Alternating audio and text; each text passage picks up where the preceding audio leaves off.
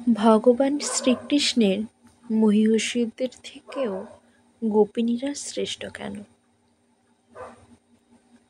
তো একসময় ভগবানের যে পাটরানীগণ ছিলেন সকলে মিলে জিজ্ঞাসা করলেন যে, হে প্রভু,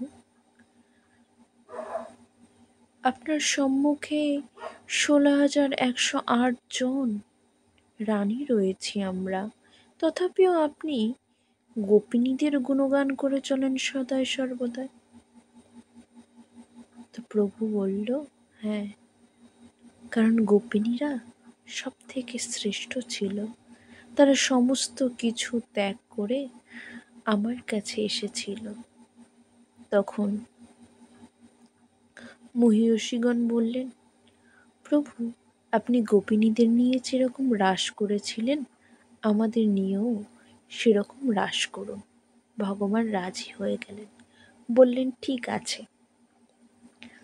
দ্বারকার পাশের যে নগরী রয়েছে সেই জঙ্গলের মধ্যে আমি রাতের বেলায় বাঁশি বাজাবো, আর তোমরা সকলে আমার সেই বাঁশির সুর শুনে আমার কাছে ছুটে আসবে, আর আমি তোমাদের নিয়ে রাস করব।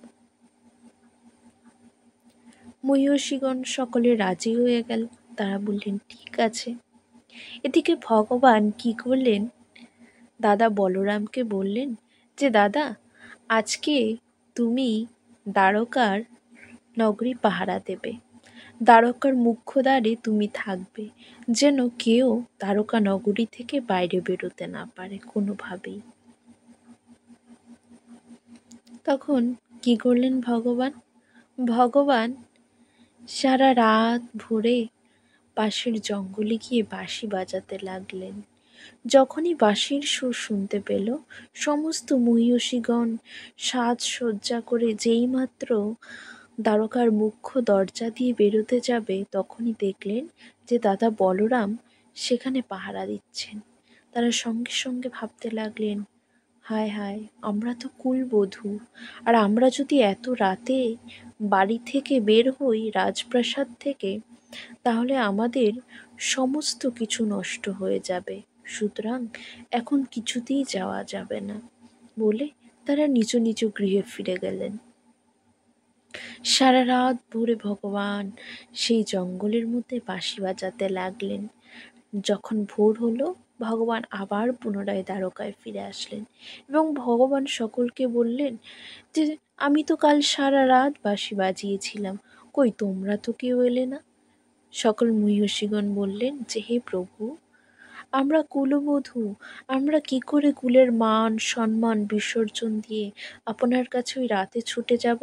তার উপরে দাদা বলরাম পাহারা দিচ্ছিলেন রাজপ্রাসাদের মুখ্য দরজায়।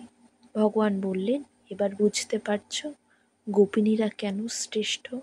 গোপিনীরা তো তাদের সমস্ত কুল মান সমস্ত কিছু বিসর্জন দিয়ে আমার কাছে এসেছিল, শুধুমাত্র আমারই কথা চিন্তা করে, নিঃস্বার্থভাবে। তাই গোপিনীগণ সব থেকে শ্রেষ্ঠ। প্রেম সে বলো রাধে রাধে।